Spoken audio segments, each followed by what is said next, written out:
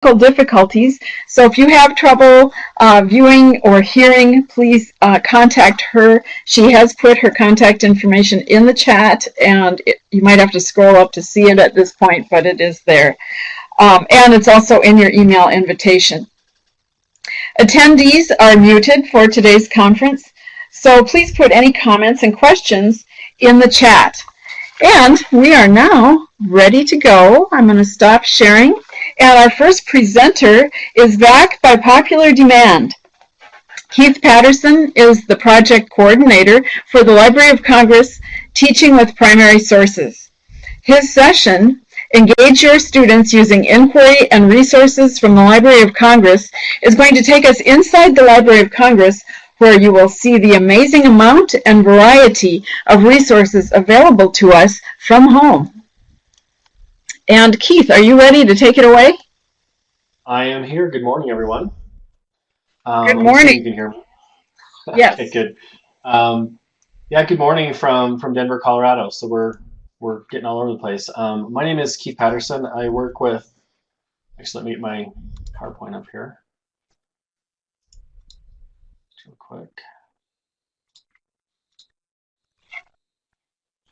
And as that's coming up, like I said, my name is Keith Patterson. I work with the Teaching with Primary Sources Western region, which is based out of the Metropolitan State University in Denver, Colorado. We'd like to welcome you all.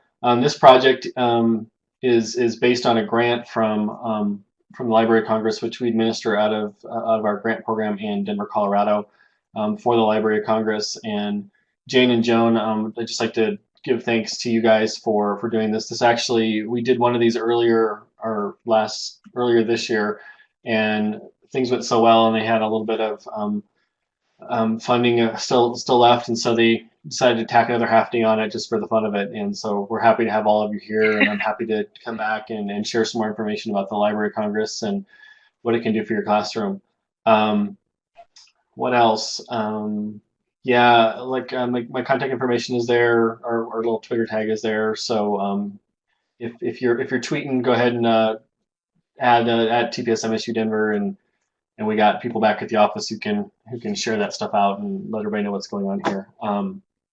I also just wanted to mention, it's kind of exciting. We did this earlier last year, and we're in contact with the ed outreach people out at the Library of Congress, and they were so impressed with what happened with this that they've been bounced around the idea of doing an online conference for the larger Teaching with Primary Sources program, and it somewhat inspired everybody out there to actually make it happen. And so last month we did a 2-day 15-session online conference, and it was largely because I was so impressed with what you guys in South Dakota did last time and the success you had. And so I just wanted to congratulate you on that. And they had really great success with that in DC, and so they're probably going to do that, annually or semi-annually.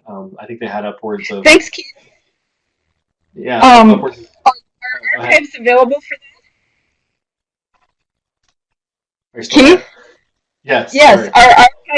Are archives available for that? Yeah, if you just and I'll when I'm doing the walkthrough, I can kind of show you where that stuff lives, and I think they've got that up on their main page. Yeah, that's all available up on the loc.gov/teacher site. Great. So they had some really heavy hitters from around the country. They had Sam Weinberg and Barbara Stripling, and I'm trying to think who else they had there. Carol Highsmith, who's a world-renowned photographer who's done a lot of work with the Library of Congress. So they just had some really, because the Library of Congress are able to pull in some pretty interesting people. So I just wanted to kind of give a shout out for that, because the work you guys have done here is part of that, and so you should be proud of that.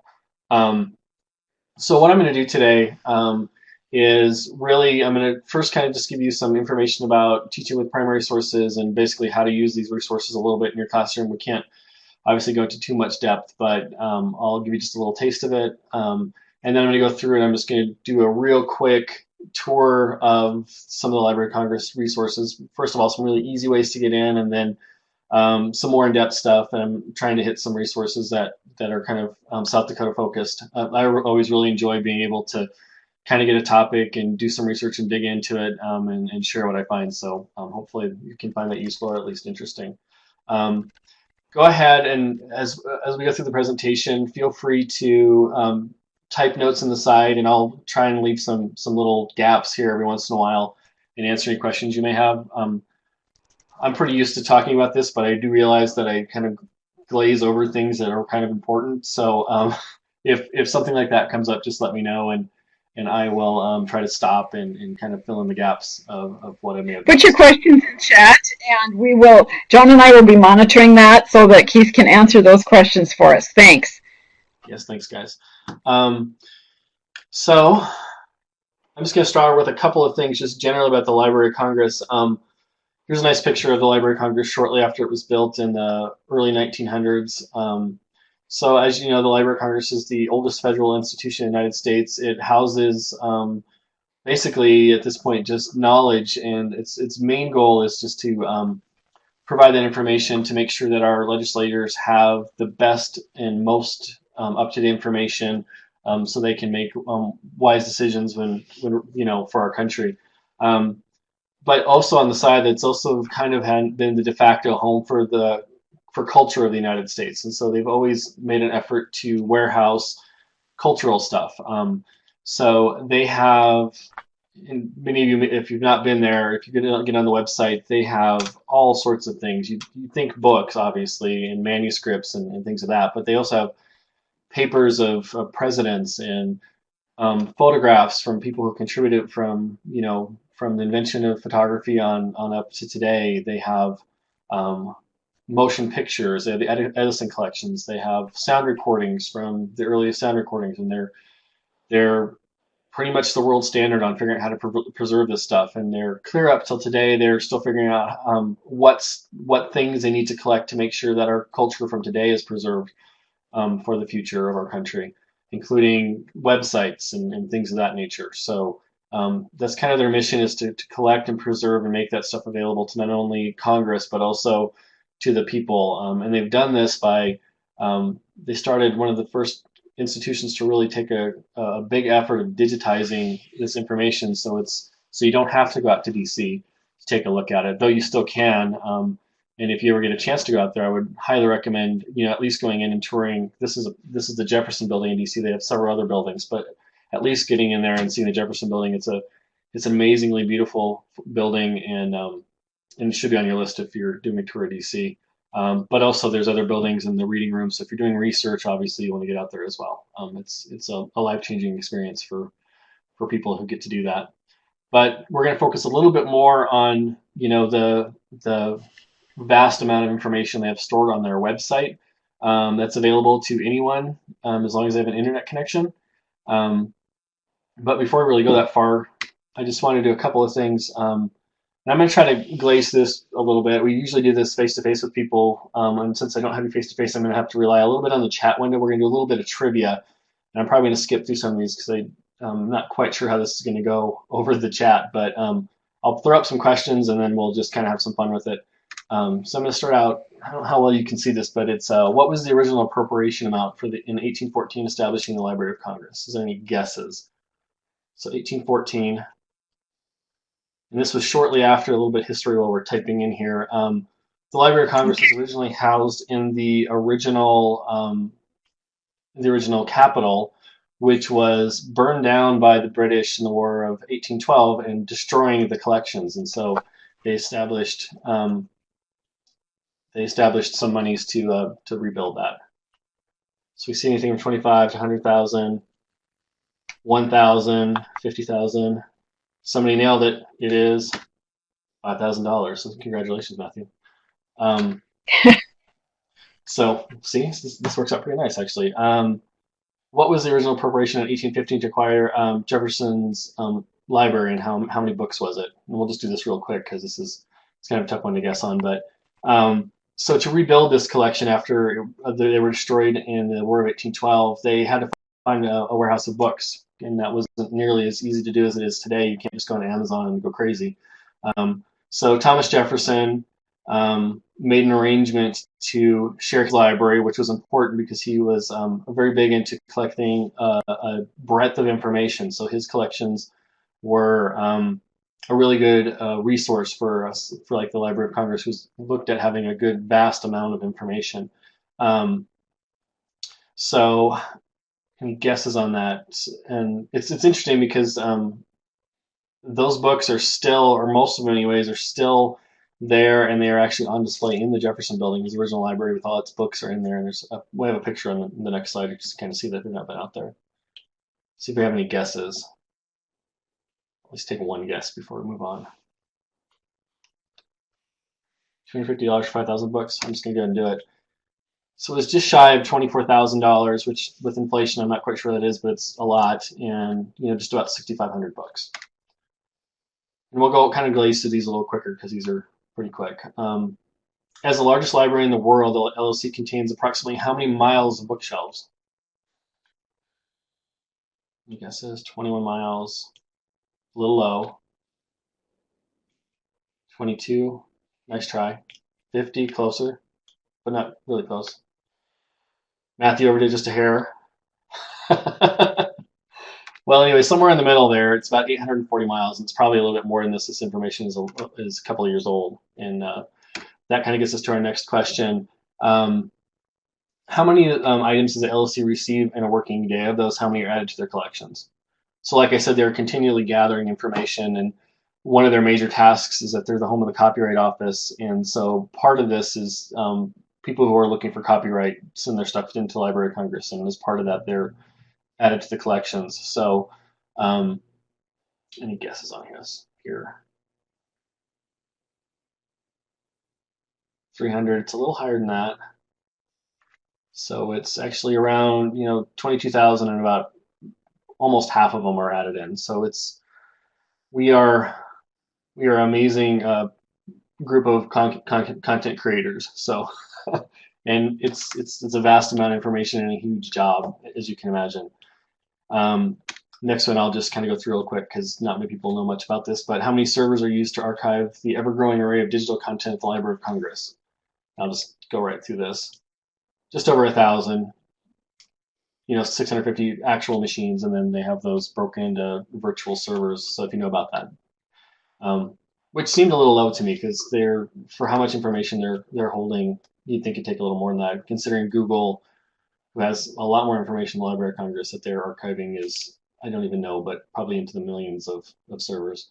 And the last one, here's a fun one, and this gets onto their mission of moving forward and collecting our heritage for the future, is the LLC has archived 300 billion of these items, making it by far the library's largest collection. So this is aside from the physical items they receive. These are something else. 300 billion of them. Any guesses?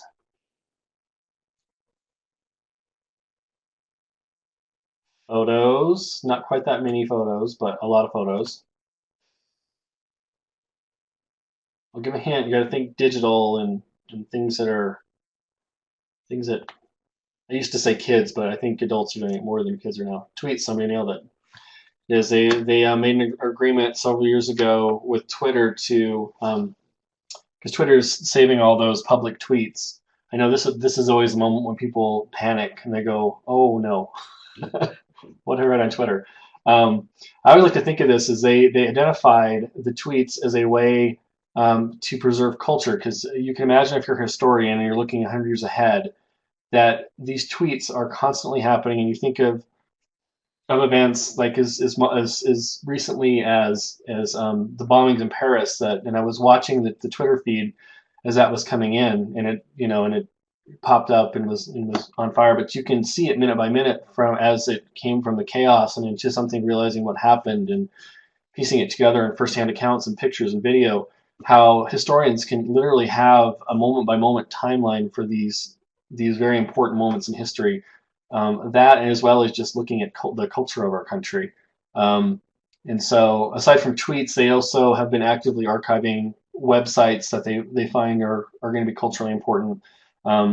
Things like during the political campaigns, they identify the candidates that are probably going to have the best chance, and then they snapshot those several times a day. And you can actually search those now when you go through the Library of Congress. You can go back to, I think, they started doing that in the mid 2000s. So I think you can go back to the last several campaigns and look at the campaign websites. That's the hard thing with digital content, is that websites are not like a printed thing where you can just grab it. They sometimes change dozens of times a day, and so it's very tough to get. You can't just grab, the Google or trying to think like a news website or something because those pages are constantly changing, and so it's hard to really get a static shot or idea of what's happening there. So that's my little Twitter game, or not Twitter game, my little trivia game, and kind of give you a better feel of some of the inner workings and interesting things about the Library of Congress. Um, and as I mentioned, this is actually the Thomas Jefferson's original library that's displayed at the Library of Congress, and hopefully some of you got a chance to be able to see that. But those are the actual books that were bought by the Library of Congress from Thomas Jefferson, and they're all on display there, and they're in glass cases, so you can actually go up and take a look at them and actually get an idea for the depth of knowledge. And this is just a portion of it, kind of goes in a big horseshoe around this beautiful domed room.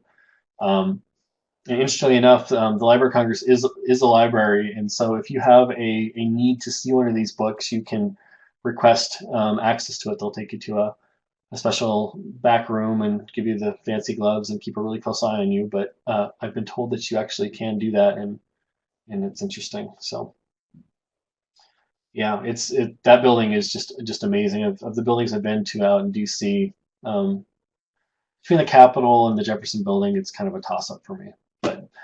But as far as the architecture and the amount of beautiful work they've done in both buildings, it's just amazing. Um, and last, I always like to kind of this introduction piece. I like to finish up with one of our favorites at the Library of Congress, Abraham Lincoln.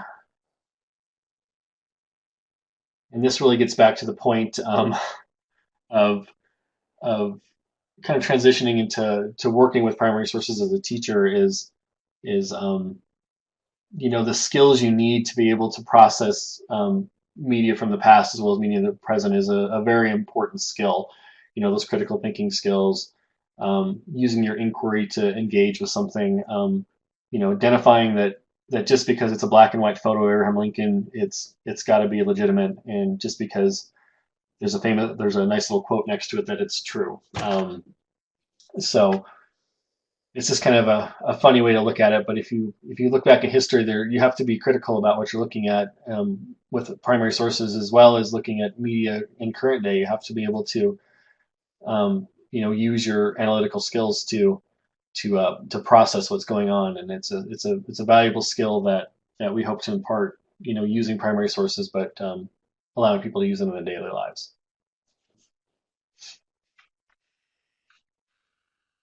So you talked to Leanne Potter, I see, Glenn, and yeah, she's an amazing lady, and I'm assuming you're out at NCSS, and I heard that her session I didn't get to go, but yes, she's a nice lady. She came out and spoke at one of our conferences last year, so and she's very well known of taking advantage of her position as the director of the education outreach at the Library of Congress to go and dig around in the stacks and find cool stuff. So I'm glad you had a chance to meet her.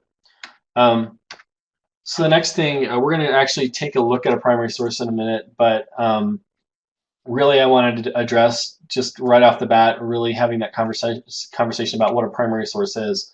And this is kind of the Library of Congress's de facto definition of it, and it, I think, covers most of the bases. But primary sources are the raw materials of history, original documents and objects which were created at a time under study. They're different from secondary sources, accounts and interpretations of events created at someone without firsthand experience. And there's a lot of interpretation of how that goes, and we usually end up in a long discussion. But if you have questions about that, just pop them in there, and we can come back to them here in a minute. And I'll try to do my best to answer any questions. I know we have some other people in here who may be able to help in the chat as well. Some of the people we work with. So, but really, primary sources are firsthand accounts of people who observe the history, and whether it be a photograph of a scene, a diary entry, a sound recording of someone,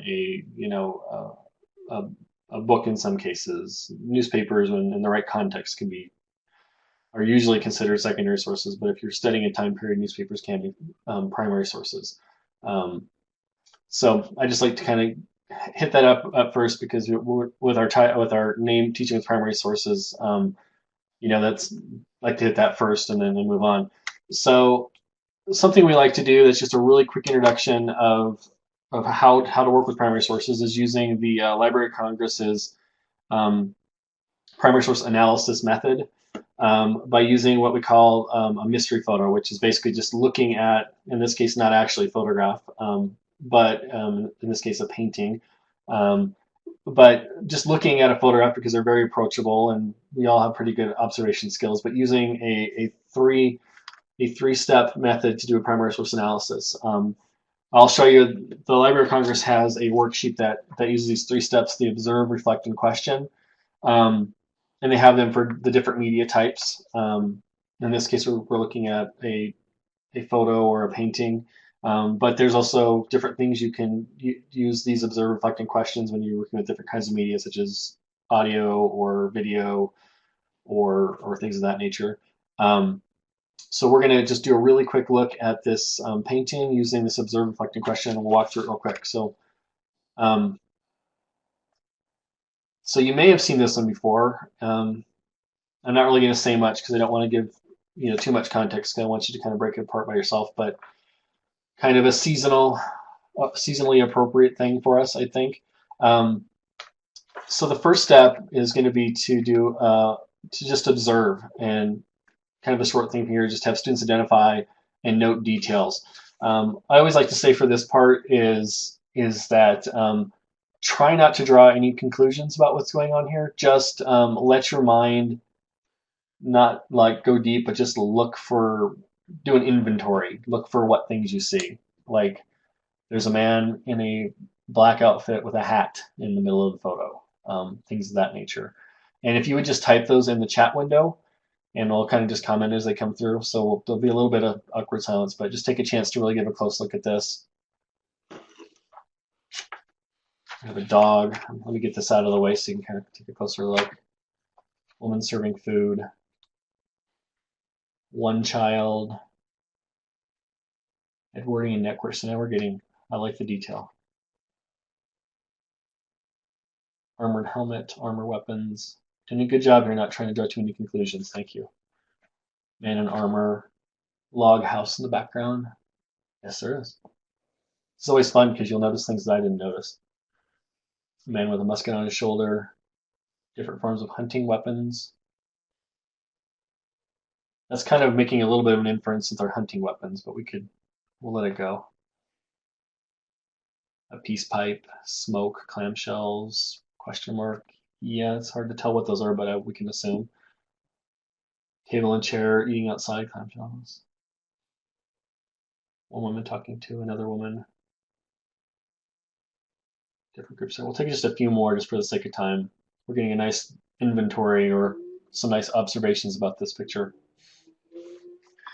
While we're getting those in, I just always, these primary source analysis sheets from the Library of Congress are nice to use with your students because one, it's a very simple process, it's a 3-step process, but they also give you prompts for primary sources. So some sample prompts that they give you for this one is describe what you see. What do you notice first? What people or objects are shown? How are they arranged? What is the physical setting?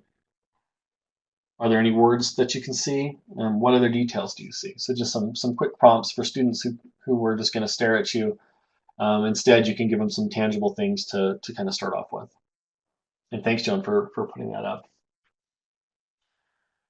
All right, so we have a nice inventory. I think we took a good look and try to pick out some details. Really, the key thing here that I find always helps me is immediately we're trained to start making conclusions and making inferences and connecting to what we know, the inquiry cycle. We're trying to make an understanding of what's going on here. And this is a really nice skill to develop, is to not try to do that right off the bat, but just to do a real quick scan of it, try to find things in the background or other things you may not have noticed or little details. And it's amazing what you can pick up when you do that, especially with a group, because you get a chance for everybody to contribute and there's no judgment at that point because you're just making observations. So it's kind of a nice entry point for everybody to get a chance to just take a really close look at something. So the next step is to reflect. And this is encourage students to generate and test hypotheses about the source.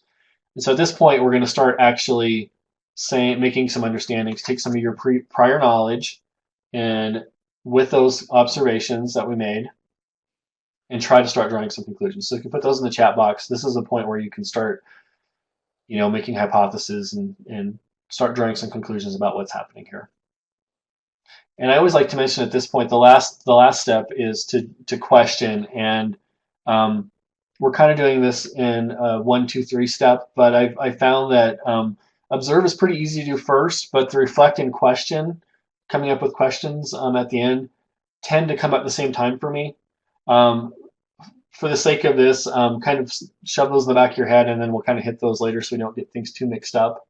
But I just like to always point that out, that though we're doing this in a 3-step process, that sometimes it doesn't happen that way with our brains. So I just like to acknowledge that. So let's see what we got going on. Let me get this out of the way. Let's see, the weather seems mild.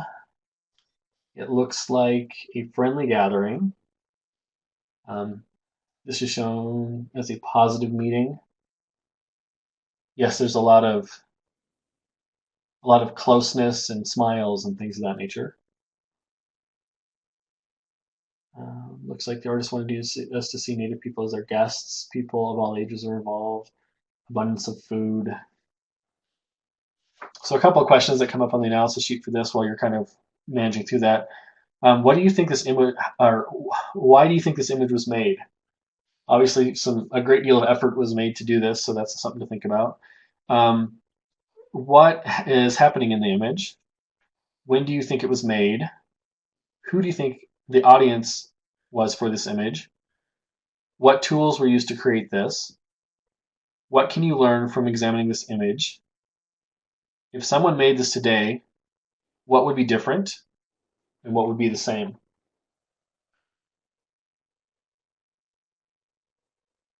So we also have there are more whites than Native Americans, okay?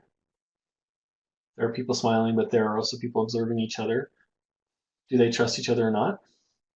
I think the audience was Europeans, but I think the image was meant to convey a sense of peace and prosperity.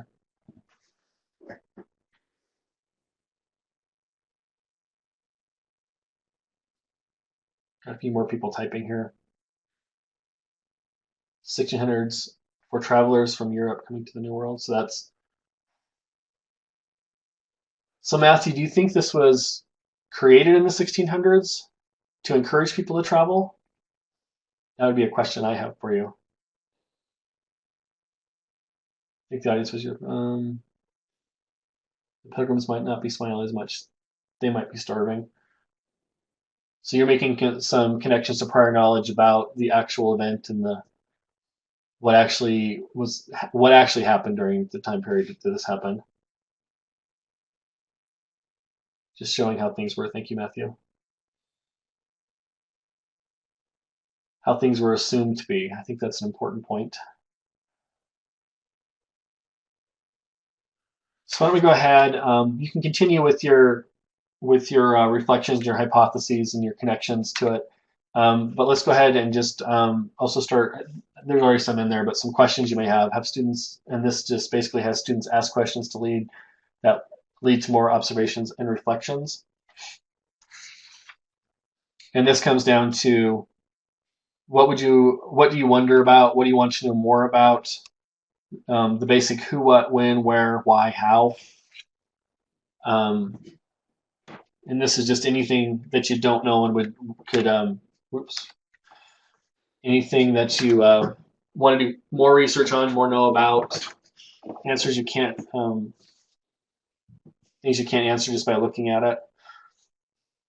And the nice thing about this is this process allows you to get to this point with your students, and then it's that inquiry process. Now they've connected and they have some information. They've connected to what they know, and then they're getting right into that stage where they want to learn more, and it's organic, and they want to kind of figure that stuff out on their own.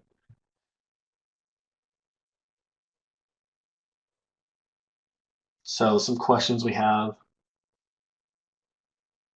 What tribe is depicted? Who painted this and when?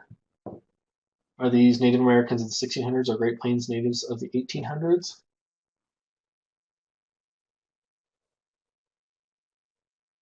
Those are good questions, some things you can study. How accurate is this historically? Seems romanticized. I think that's a fair observation or a fair reflection on it. Which native group, where and when? What exactly are the foods? Are the white people wearing different kinds of clothes? Some look more pilgrimish. Some are wearing armor, and some are more Victorian looking. This will give you a clue somewhat about when it was painted, because you're getting some time periods outside of the time period when this supposedly happened. I'm warning about the choices of costume and dress involved. Clothes, the hats were varied.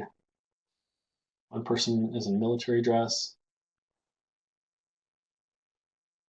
So one of the big questions comes up, and I'll just give you a little bit of knowledge. This event happened in the 1600s. This painting was done in the, I believe, in the I think it was 1932, if I remember correctly. And that's something that you can get when you look this up at the Library of Congress, and we'll do that here shortly. That was a piece of information that you might give to your students if you use this with them. Just give them a little brief bio of what the name of the painting is and when it was painted. Does it show the struggle of the settlers? It's signed at the bottom left. Did the painter do more paintings? I believe this painting was, if I remember right from the information, it was a series of paintings of different historical American events. What is going on when it was painted? What inspired it? And that's a good question, something you can look into. And so the next step is these kind of come in, because we'll move on here so we can kind of kind of dig a little bit deeper into stuff. Per se, I guess I just used the title of the conference, so that's good. Um, um, but the point here is that a lot of questions come up when you look at this particular photograph, and it's it's obviously the depicting the first Thanksgiving, and there's some really interesting observations you can make about probably the real biggest thing here is the accuracy of this, and the is it really accurate how this happened? What attitudes had changed since this, when it actually occurred and when this painting was made.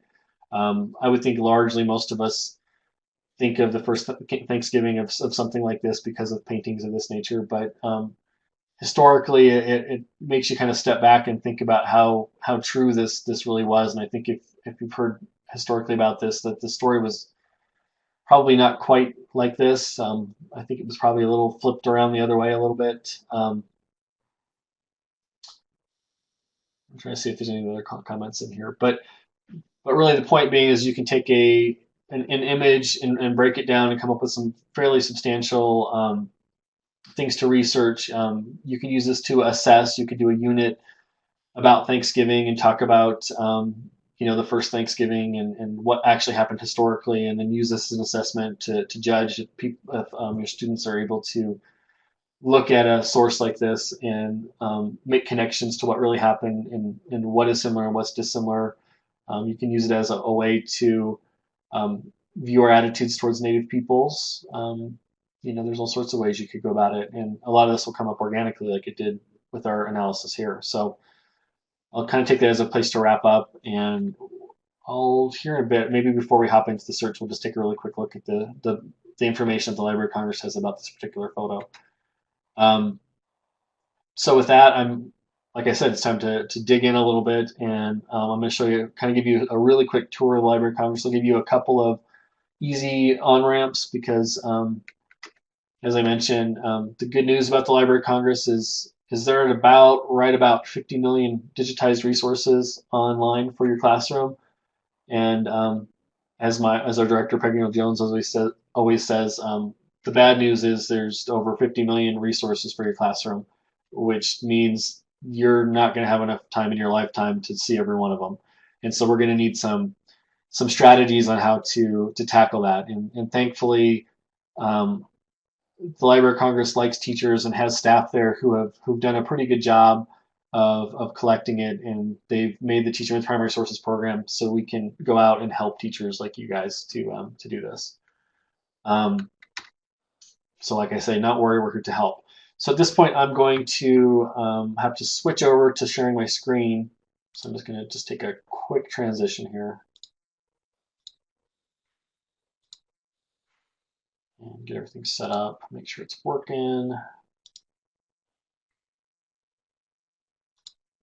So hopefully everyone's seeing my screen here. And we are at the Library of Congress homepage. Hopefully you've seen this before. If not, welcome. Um, let's just real quick, and I'll show you more about this, but I'm just going to real quick look at that primary source. Just search Thanksgiving. There's a bunch of stuff there, but this is a fairly famous painting, so it comes up. Oops. Took the roundabout way of getting there, but we got there. So the title of it is The First Thanksgiving, 1621. You probably can't see this very well. Let me zoom in just a little bit more. And the nice thing about the Library of Congress is when they collect resources, they do a very nice job of collecting as much information as available. So this one actually has quite a bit of information. They tell you who it was created by, so you can actually click on that and look at other stuff he's done. I don't know what. Yeah, there's several paintings in here. So that answers that question. What other paintings are done by this guy? It tells you when it was created and published, and so this is where we see that it was done in 1932, or at least when it was published. And they tell you about what medium, tell you, the repository information. The important thing here that I like to mention about the Library of Congress is that being the home of the copyright, they're very good about letting you know the copyright status of an image. And I like to mention they always will tell you here if it says no known restrictions on publication, no renewal in the Copyright Office. That basically says that it is in public domain, which means it's now owned by the American people, which means you can use this however you want. And as a teacher, that means you don't have any issues about copyright problems and you're free to use it. Generally, as a teacher, under fair use, you can use most anything as long as you're not trying to make money. Um, but in this case, you're completely in the clear because the Library of Congress, who knows about copyright, has found no restrictions on it.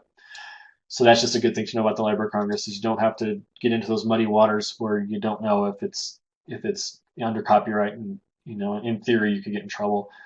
Some other things. It does tell you here that it's a reproduction of an oil painting from a series, The Pageant of Nations.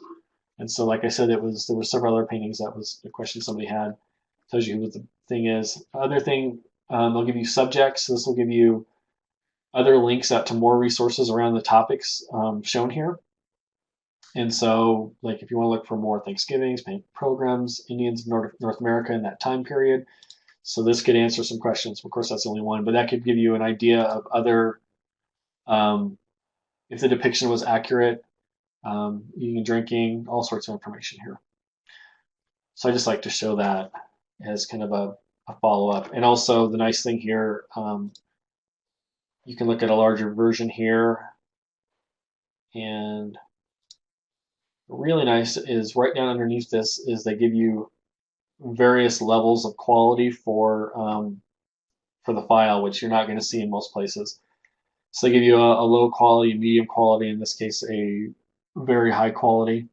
So if you wanted to print those out on paper and have them look clean and sharp and really good with all the details, you can download this, what they call a TIFF file, load that up in Photoshop or Microsoft Word or some program, and then just print them out.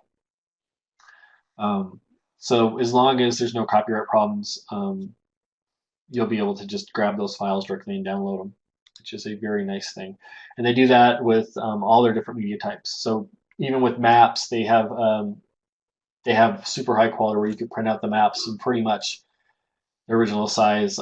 We have a large format printer and we do maps all the time where we print them out in huge 24 by 36 inch stuff, and they come out looking perfect with all the details. So, and they also generally give you a nice online viewer if you don't have the ability to do that. So you can get all those vital details of things. see how am I doing on time here? So I got about half an hour left, so I better get going. Um, so from there, that's just a general idea of what resources look like when you're at the Library of Congress. I'm going to walk through a couple other things. I'm going to hop back to the main page here. I'm just going to take a pause real quick and see if there's any questions. How do we look at historical accuracy and possible bias of a painter? Well, that is the $1,000,000 question, isn't it? um, and the case with that is it's going to vary from case to case. There's lots of things, and I won't go into it too much, but if you just look up educational and looking at bias and stuff, I know one, and maybe Joan, while I'm talking, you can look it up. There's a thing called RADCAB that we've used in the past, RADCAB, and if you Google that, there's I think it's geared more to elementary, but it gives you a protocol for determining validity and bias. And being librarians, you probably have some good resources that you might be able to share there as well. I know that's something you deal with constantly. Um, as far as that particular painter, I think Mary Johnson was in here. Mary, if you're in here, I know your husband's a painter, and I know you're versed in working with that sort of stuff. If you have any stuff you can comment on there, Mary, you can hop in there and maybe have a side conversation while I'm going here. But there's lots of things. If you Google that, I know that RADCAB is one that we've used in the past. It's just a really simple. That's an acronym for something, and I don't remember off the top of my head, but we can pop it up and take a look at it. But it is an important skill that this really brings to the foreground. Is you really need to look at that. And so thanks for bringing that up, and maybe we'll have pull some resources and come back to that. So thank you for everybody for kind of piping up. And while we're doing that, I'm going to hop back and I'm going to show you a few things. The first one, and I always recommend for teachers and librarians, the first place to go is the teachers page, and you can find that. So this is the Library of Congress main page. About halfway down in the middle, they have this especially for area, and you'll see right in the middle is teachers. And so this area is curated and with resources that have been narrowed down from the 50 million down to resources that are standards aligned to the state and Common Core to be good for topic areas that most teachers are going to cover when looking, when teaching. So they've been vetted, put into sets, put into lesson plans, put into various formats, and are ready to go. So I always say, check here first because it's going to make it much easier on you because things are going to be kind of prepackaged, ready to go, vetted by master teachers and things of that nature. So this is a good place to start. I always like to point out, first of all, you'll see right up here, and you'll see this on most of the pages, you have search classroom materials by different standards. And I know in South Dakota, if I remember correctly, you're using Common Core, but I would just to show you, I can go in here and slide down and go into South Dakota, pick a grade level, and then switch or search by, we'll say social studies in this case. And when you search, it'll bring up a list of the standards and then different resources on the teachers page for teachers that are standards aligned. And so there's a ton of things here. I'm not really going to go into it. I just like to point that out, that this is available for pretty much everything. Depending on the grade level, it's a little, at 8th grade, it looks like it's pretty well stocked. In some cases, it's not so much, but it's at least a good place to check. Let me zoom in a little bit. I don't think you can see very well. So again, that's going to be on the teacher's page. And up here on the black bar is what they call the breadcrumb. And this kind of gives you your path that you've traveled. And that's a good thing to know about the Library of Congress because you can get yourself pretty far in and forget where you're at. And this will give you like a little roadmap. So all I did there was just click back on the teachers. So that was right here at the top. And you'll see that again is search by standards. Probably my favorite place to go when I'm looking for things is come over onto this left-hand sidebar. I know it's a little hard to see, but there's the second one down is called classroom materials.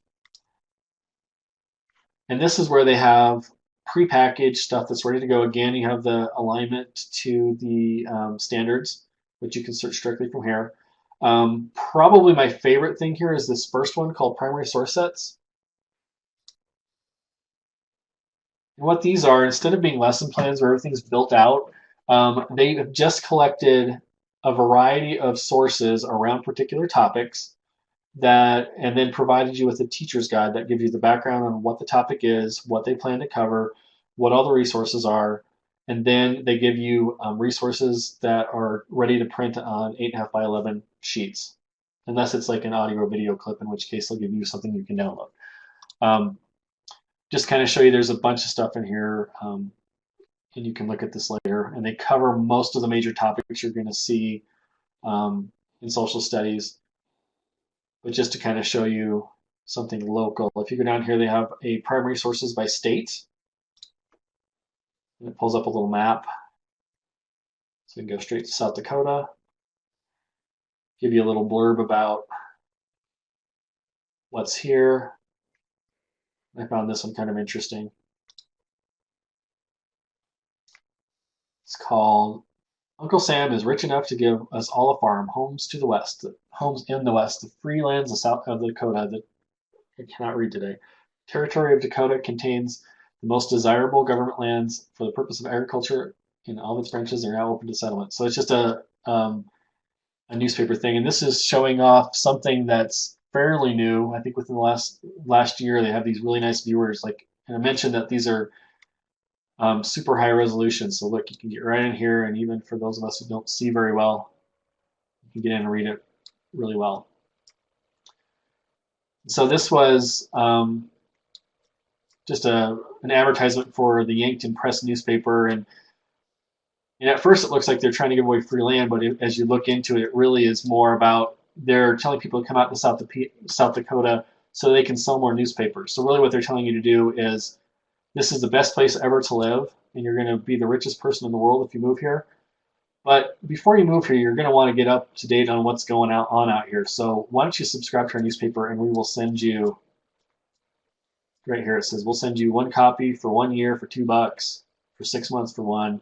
So just very interesting that somebody said from Chronicling America, and this particular one I don't believe is, could be, but it's from somewhere. We'll look at Chronicling America, which is a historic newspaper, and we'll take a quick look at that as well, which is another amazing resource for looking for things like this. So for the sake of time, I'm going to hop back. Of course, I backed myself completely out. So I'm going to hop back. lc.gov. I'm going to head back to the teacher's page, to the classroom materials. So that was the primary source sets, and like I said, those are sets of resources with the teacher's guide. They don't really have lesson plans, so you can use them as you need to. But if you have a topic and you are looking for some primary sources, it's a great, quick way of doing that. They also have built-out lesson plans, and the great thing about the Library of Congress is that they vet these very strongly. So if it's up here, you know they're really strong sets of resources. And they are sorted by topic, by era, or just A to Z, and there's a number of them here. We're going to just quick take a look at by topic, try to connect to something local, go into city and regional history, and I'm going to use this neat little activity called Local History Mapping My Spots. So this is just an activity of using maps to look at old maps and to create new maps and kind of where your place in the world is. So they give you an overview, and these are all structured this way. Slide over slightly. They give you some prep, how to get started. And this one uses the amazing panoramic map collections. It gives you a procedure, and then how to evaluate the lesson. So it's pretty much ready to go, built out. So if you need a lesson on a particular topic, you can dig in there and find stuff. I'm going to hop back and look at a couple more things on the teacher's page. Hop back to classroom materials on the breadcrumb up there.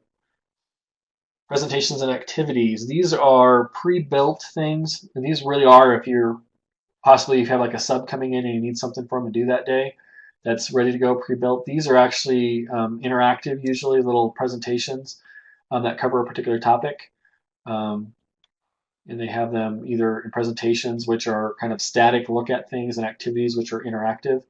In this case, kind of a topical thing. If I scroll down, they have one for Thanksgiving. And so at this point, they have some just general information about Thanksgiving. But I'd like to just take a look at this, what they call the Thanksgiving timeline. which I thought was a nice resource if you're going to be teaching that next week. It's something to look at. So it gives you through time, it gives you primary sources about Thanksgiving through the years. And this might be a nice complementary resource to that painting because you can look at the actual history of it. So I'll just do a quick scroll through here. Does that look familiar? So it actually gives you a little background on that. So it'd be a good place to get some additional information.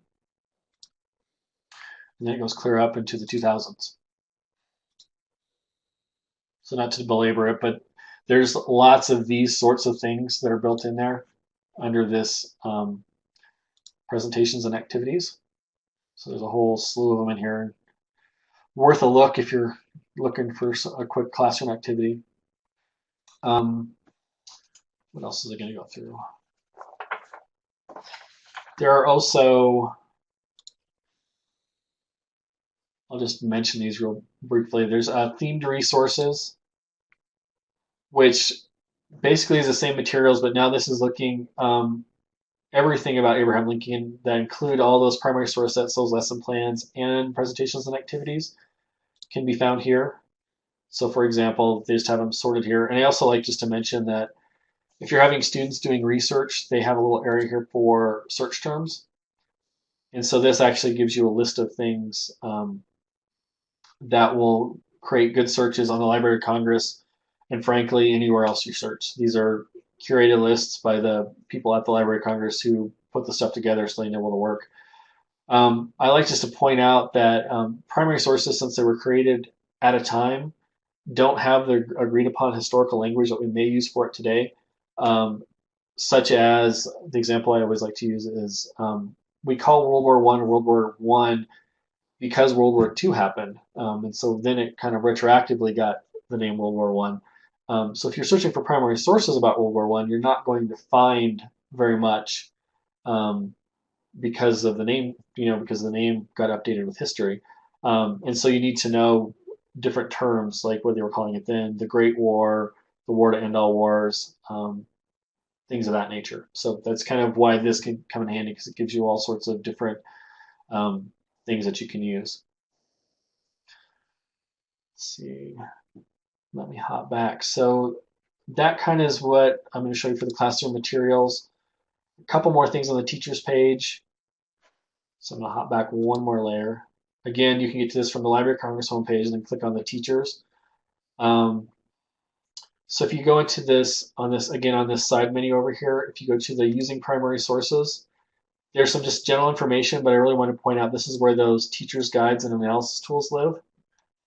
So you can see it here. There's actually an online version that if you have computers in your classroom, you can fill it out here and then email it to the teacher. So you can have the students actually fill out that observe, reflect, and question protocol for a primary source, and then email it to you as an assignment electronically, or obviously you can just print it out here as well.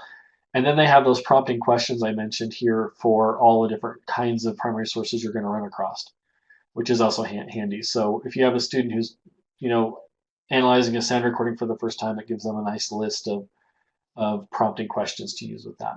So I always like to point that out as a nice thing. I'm going to hop back to the teacher's page, which again I can get to from the breadcrumb up here. And I was going to mention that online conference I mentioned is again here under the professional development. That information is here. So if you want to look at the recordings, they're all here somewhere. This is the sign up for it, but you can get to it on this page. And hop back again to the teacher's page. One thing that's been really popular, do we have anybody out there who is got iPads in their classroom? And if you do, these are great. They've been working on creating iBooks out of, these are basically the primary source sets I showed you, those topical lists of things, and turning those into iBooks. And so you can take those sets of resources, and they pretty much just work on iPads, but at this point, I think they're planning on rolling those out further, but for now they're just on the iPads. But they're working on getting all those primary source sets moved over to these iBooks. And the nice things about these is that you got the obvious advantage of having it digital, the pinch to zoom, getting in on all the details. You can use your finger to annotate it, draw circles, draw arrows to point out things. And those analysis sheets are built in, so they can do all that in one place. And then again, they're all kind of digitized and ready to go, and you can work as a classroom off of these books. So I'm glad to see that. And it looks like Glenn missed the link. I'll show you where that online conference stuff again. But anyways, these are the iBooks, and they're linked right off of the teacher's page. Let me go back again. I know this is a little tedious because I know where stuff is at, but you guys don't. So we're on the teacher's page. Those ebooks are far right-hand corner, which is the worst spot on our web page. But just scroll to the bottom, scroll all the way to the right. They're right there. And then that online conference stuff, Glenn, is same thing but right above it. This professional development area, and the link to the conference is right in that area, right there. And you can go back to refer to the recording if we missed it. So let's see. I've got about 15 minutes. I never quite get as far as I want to. So let's see where we want to go next. So that's the teacher's page. I want to just give you, I'm going to head back to the Library of Congress main page here. And I just want to show you, so like I said, the teacher's page, I'd recommend always starting there first because it's going to be the most concise and quickest way to get things. But if you're needing to do some research, I just wanted to give you a quick overview of how the bar up here at the top, which searches the entire Library of Congress site, which is that 50 million plus, and actually it's more than that because it'll search the catalog as well. So we're talking millions and millions and millions of things up here. First, I wanted to point out you can narrow your search right off the bat by different stuff here. But for the sake of just want to kind of show you how to use the searching tools, I'm going to just start here. I'm just going to type in Dakota. And I did want to point out that to help with search terms, as you type, it will auto-populate this stuff so you can see all the different kinds of things you're going to have results off of. And the reason why I'm searching Dakota is I want to kind of get a wide pool of resources to show you how to narrow them down. And since historically there was Dakota Territory and then the states, we'll get more results if I just search for Dakota. These are things I found out because I spent way too much time looking around in here. But so you'll see, I was like starting off looking up here at the top. It'll tell you that we've got about 10,000 results of things that are related to Dakota. And that's going to be tough to get through. So you can use what they call facets or different searching things, metadata, on the side here, and there's a whole slew of them. I'm going to show you how you can use those really quick. In this case, let's just look for photos, prints, and drawings. You'll see that that'll narrow it down to about 3,000 things. And when it does that, you'll see that it adds this little box, refined by, and those can easily turn on and off by just clicking X.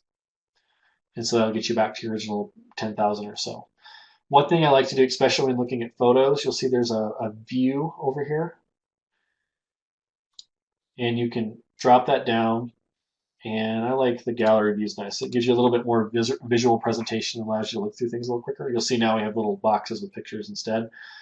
And 3,000 is a lot less, but I'd like to get a little narrower. So let's kind of look for things that are happening around the time of South Dakota statehood and try to get some of those resources. So we know that happened in the 1800s, so it allows us to narrow by that century. And then you can narrow by decade. And we're going to look at the 1880s. That gets us down to 100 images. And you'll see again that those show up. Now we've narrowed it by the date and by the type of format.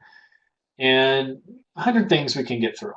When doing this, I found, I'm from Wyoming, so I kind of sympathize with this, but I found this very kind of funny political cartoon. You can use the enlarge feature so you can get it up here.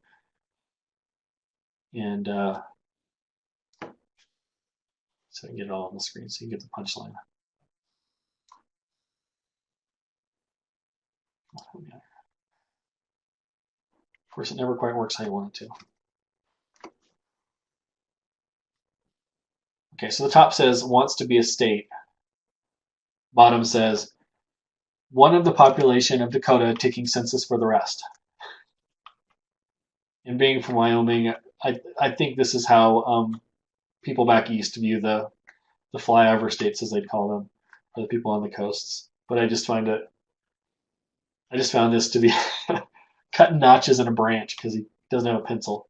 Um, I just thought just counting the crickets, the fish, the pig is well done. But just a nice little funny take on this. And this was right around the time of statehood, so evidently people weren't taking the statehood initiative as seriously as the people here were. So, and I don't know the context behind it or who drew it, but I thought it was kind of funny. Um, so that's just my real quick take on how to do a search. And so basically, again, that's using the top here, and then you can use these facets on the side to narrow. And like I said, we got from 10,000 down to 100 pretty quickly just by getting the media type and the date. And you can narrow that date actually even down to the exact year if you need to, which would get you down even further. So you can make that 50 million into a manageable pile pretty quickly if you know what you're looking for. I'm going to hop back to the loc.gov main site, and we'll take a look at a few more things and hopefully leave a little bit of time for any questions you may have. What do I want to hit? We did talk about the historic newspapers, so let's hop into that real quick. You can access that from the front page where it says historic newspapers. And this is something they've changed recently.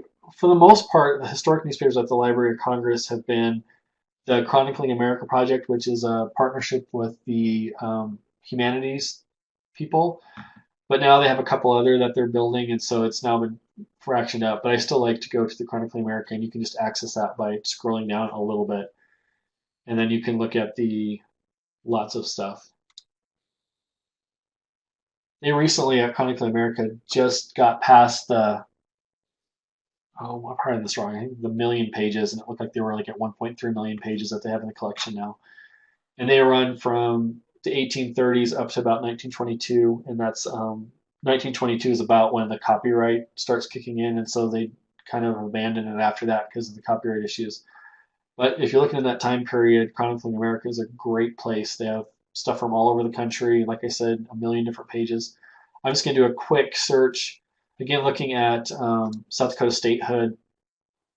I had already searched it, so it populated for me. So from, actually it didn't, hold on. So we'll look at just reactions from around the country around the time South Dakota, or actually North Dakota and South Dakota became a state. So we'll just really quick go November 1st of 1889. Like I said, I typed that in earlier, so it's being friendly to me. In the end of December 1889. And the thing with historic newspapers is news isn't quite as fast as it is today, and so news might want to start a little wider on your search dates on those because it took a while for the news to get out. And then I'm just going to search. There's a lot of different ways to look at this, but we're going to look for all the words. So basically, it's going to look for both the words South and Dakota together. And do a real quick search, and it pulls up 3,000 pages. And you can narrow this by different parts of the country if you want to do that. But I just kind of wanted to show you what the search looks like. So every time it comes across the words, it shows up in red. So we'll start with the first one. This is Jamestown, North Dakota, November 7th, which is right around the time of statehood. Actually, it may have been the day of statehood. And it's being slow, so we'll be patient.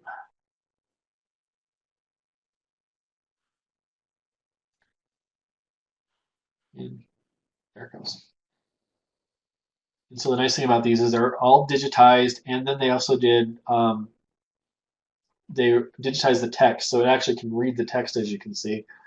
So you can search for the text of the newspaper article. So this actually is Uncle Sam's New Twins.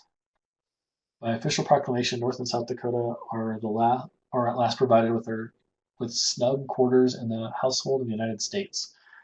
And you can read through this. For the sake of time, I won't go too far into it. But I did want to point out a couple of tools here. Since newspapers are a little tough to print out because they're bigger than the paper we usually have, you can use this little clipper tool up here. And that will clip what's in the window when you do it. It's being slow, of course, while we're trying to present.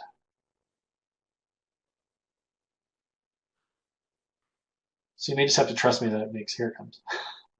But it snips out what was on the screen. So you can, if there's just a newspaper article or a portion of a newspaper article you want, it will just grab that little piece. And that is in a, you can either print it directly or download the image from here. And it's in a manageable size to print on a piece of paper. And it also annotates it for you. So when you print it out, it'll give you the annotation as well. So a very nice thing to do. Um, Obviously, there's many other results for, again, using that breadcrumb. I can hop back to the results. And so you can, spend a lot of time doing research there. But I always like to point that out because I always see historic newspapers as almost as a time machine because you get to see history as it was happening and you can watch stories evolve. Um, and so it's a really nice tool. I'm going to show a couple more things. I think we got just a few more minutes. I think I'll hit sound recordings real quick. Really, just a really thing that gets overlooked. A really cool thing that gets overlooked at the library is the sound recordings. Something that's slightly buried here, and so all the links to all this I'm going to make available afterwards when they post it up on their wiki. There's a nice collection here that's buried. Just look for the picture of Woody Guthrie over here. That came out a couple years ago. It was the Library of Congress Celebrates the Songs of America. So this really looks at songs across the United States through the history of the United States. And one of my favorite tools in here is the articles and essays. And they have this nice interactive map. And so they have one for the Civil War and just one for all the states. I know it's a little deep and you probably didn't catch where that was at, but the link will be provided. I think Joan, yeah, thank you, Joan, for putting that up. So this will have all sorts of stuff just from South Dakota. And again, you can use those little facets to narrow it down. And a lot of this is sheet music, which I think was published in South Dakota at some point. But they also have some video. This is actually the Library of Congress will do programs out in DC, and they had some hoop dancers from I think the Lakota tribe come out and do a presentation at the Library of Congress. And so they film that and they put it up on the website. I would play some music, but it's not going to work given my setup here. But this is a recording of an interview they did back with the WPA project, as I recall, where a guy sang some old mining folk songs that he heard when he was out working that they recorded in the 50s, and I think he heard them back before then. So they just all sorts of interesting stuff. A lot of this is just published sheet music, but just an interesting resource. I probably have time for one more thing. I always just like to highlight, just hop back to the Library of Congress. Well, see, now I've got it all messed up. So, Keith, we have a question about when people are doing their.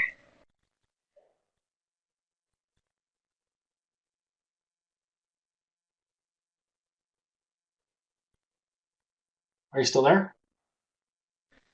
Yes, we have a question about when people are searching in there, they're not seeing the highlight. When you showed it on your screen, it came up in red, Yes. but the person that's trying that is Wendy, and she's not seeing it highlighted. Huh. Do you have a tip for that?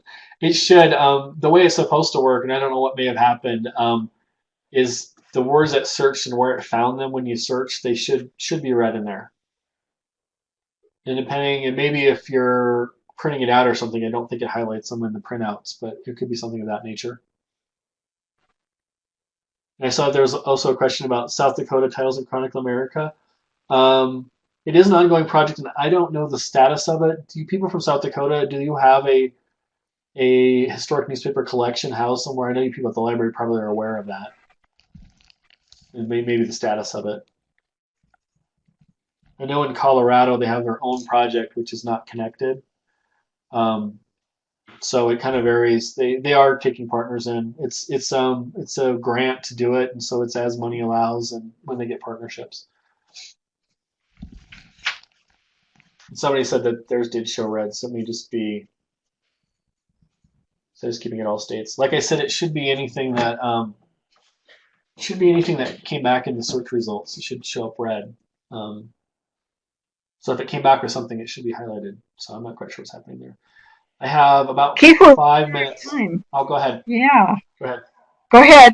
You've got 5 minutes, so let's make good use of it. If you have questions, please type them in, and we'll try to get them answered here.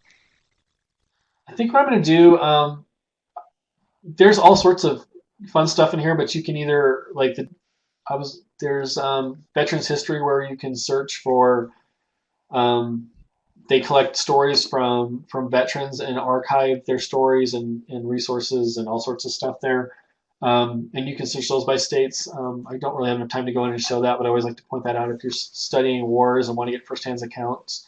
They have those pretty much from World War I up into right now. They're actively collecting that from people who are serving overseas and are veterans. We looked at the sound recordings. The maps are really nice, and if you just search for South Dakota, there's a bunch of really cool resources dating all the way back, to when people first showed up out here. I just want to point out, because sometimes it gets overlooked, just the World Digital Library Project, which is somewhat hidden over on the side here under the resources and programs. If you're a world history teacher, and I won't go too far into this, the World Digital Library is a partnership, of which the Library of Congress is a partnership. And I always like to look at it as the Library of Congress is always looking at the breadth of knowledge, and the World Digital Library is curating the best of the best. So they have the Library of Congress, as well as, I think they're up to around 300 different cultural institutions around the world are contributing to this project.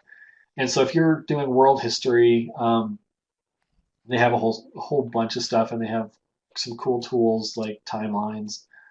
So you can look at United States history timeline. Obviously, this is not as cool as looking at some of their stuff, but you can look at resources along the timeline, and they have all sorts of fun tools. I like to point that one out. Since I just have a few minutes,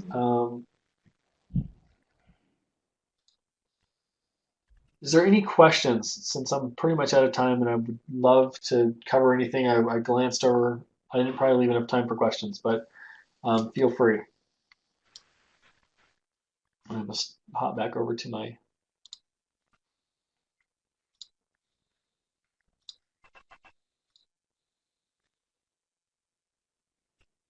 We might have a couple questions coming in.